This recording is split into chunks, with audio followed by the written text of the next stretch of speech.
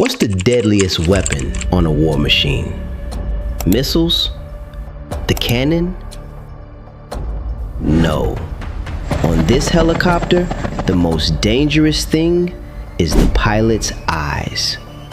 The helmet he wears turns his line of sight into his line of fire.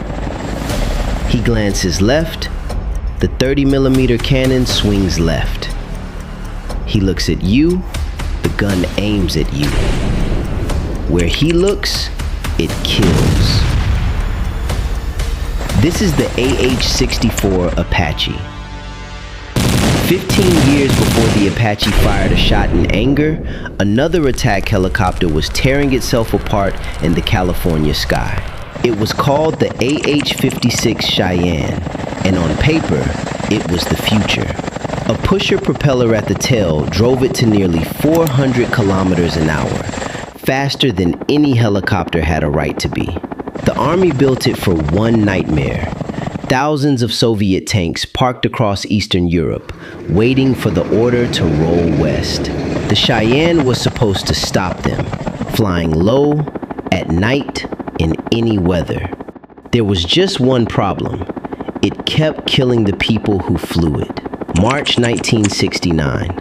At 190 knots, the Cheyenne's main rotor oscillated out of control. The blades chopped into the cockpit and cut the tail clean off.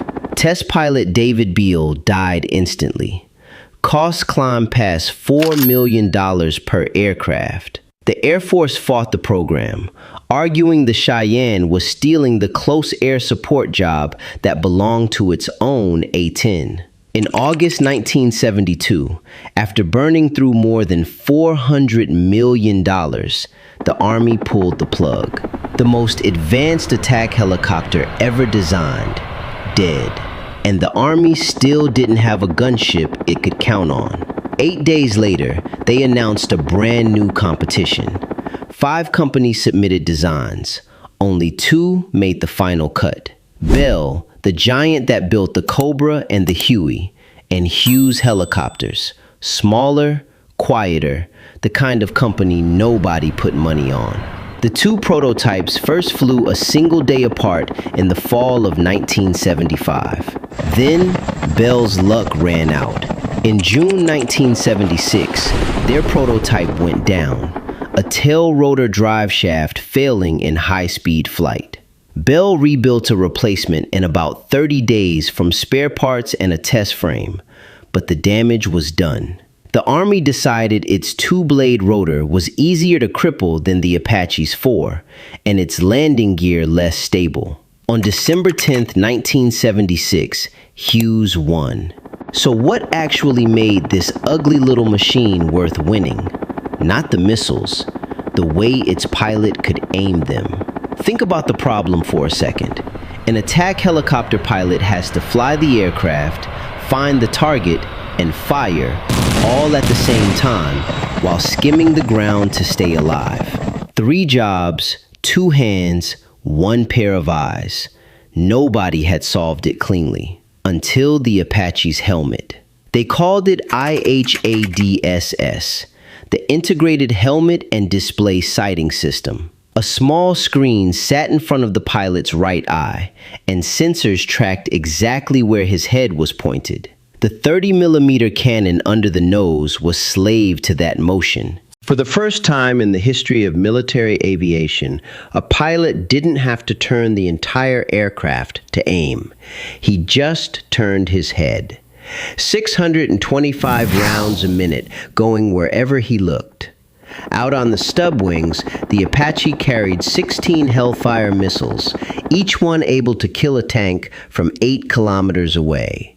Add a full load of 76 rockets, and a single helicopter could rip apart an entire armored column. It should have been unstoppable from the start. It wasn't.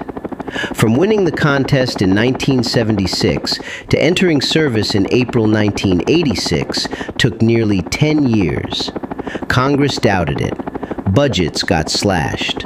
More than once, the Apache came within an inch of dying the same slow death as the Cheyenne before it. And when it finally arrived, it was built for a war that hadn't started yet. A Soviet invasion of Europe that everyone feared and no one had seen. For years, the Apache waited on the front line, ready for tanks that never came. Then, in August 1990, the call came from somewhere else entirely. Saddam Hussein swallowed Kuwait. Within weeks, 500,000 American troops were pouring into the Saudi desert. But the very first problem wasn't who to hit, it was how to get in at all. Iraq had one of the densest air defense networks in the world. Hundreds of coalition aircraft needed a clean corridor to Baghdad, and if Iraqi radar caught them coming, the losses would be catastrophic. So 2 early warning radar stations in western Iraq had to go dark. Both of them, at the exact same moment, before anyone in Baghdad knew what was happening. Schwarzkopf's planners first wanted to send special forces in on the ground, but Lieutenant Colonel Dick Cody argued his Apaches could do the job and confirm the kill on the spot, something ground troops couldn't guarantee. He got the mission. The crews were hand-picked and trained for months in darkness, not even told the target. The plan came together under the name Task Force Normandy. 8 Apaches for the strike, a 9th in reserve, guided by 4 Air Force AH-64 J-Pave low helicopters, split into 2 teams hitting both radar sites at once. The Apaches needed those Pave lows for one reason. In 1991, GPS was still rare, and the Apache's own navigation would drift hundreds of meters over a 2-hour flight, enough to miss the target completely in featureless desert. The Pave lows had GPS and terrain-following radar. Their job was to lead the Apaches to the doorstep, then get out of the way. January 14th, the task force moved up to Al-Juf, a lonely outpost right on the Iraqi border. Then came the night. No moon at all. The helicopters lifted off and dropped to 15 meters above the sand. No lights, no radio. For 2 hours, they threaded 90 miles deep into Iraq. Fly too high, and the radar would see them. Fly too low, and a single ridge in the dark would end everything. Every man knew the math. If the radar sites lit up before they were in range, the hundreds of aircraft behind them would fly blind into a wall of missiles. 2:38 a.m. 2 radar stations bloomed on the infrared displays 4 miles out. Lieutenant Tom Drew keyed his radio and broke the silence with 2 words: "Party in 10."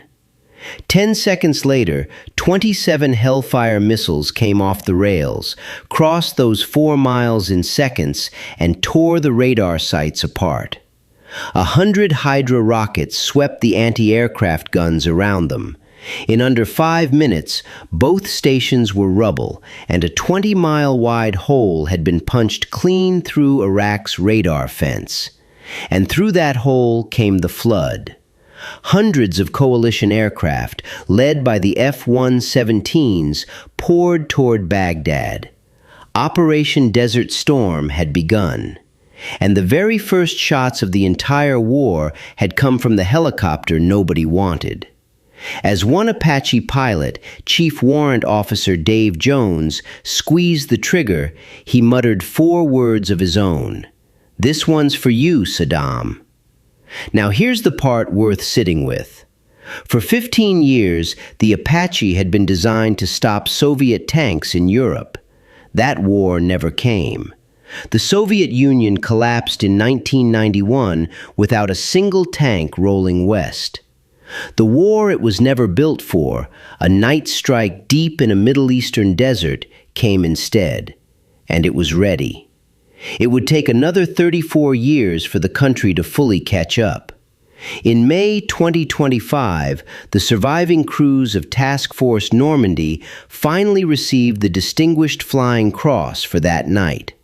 After that, nobody asked whether the Apache was worth it. But the company that built it wasn't so lucky. By the end of Desert Storm, the argument was over. Across the war, Apaches destroyed 278 tanks and around 900 other targets. In the end, some 2,700 of them would be built, flown by 16 different nations: Panama, Kosovo, Afghanistan, Iraq. Wherever there was a fight, the Apache showed up. But here's the strange part. The company that created it never got to enjoy the fame. Hughes Helicopters was bought by McDonnell Douglas in 1984, 2 full years before the Apache officially entered service. The company that designed it never saw its creation become a legend. Then, in 1997, McDonnell Douglas itself was swallowed by Boeing. The Hughes name disappeared from aviation entirely.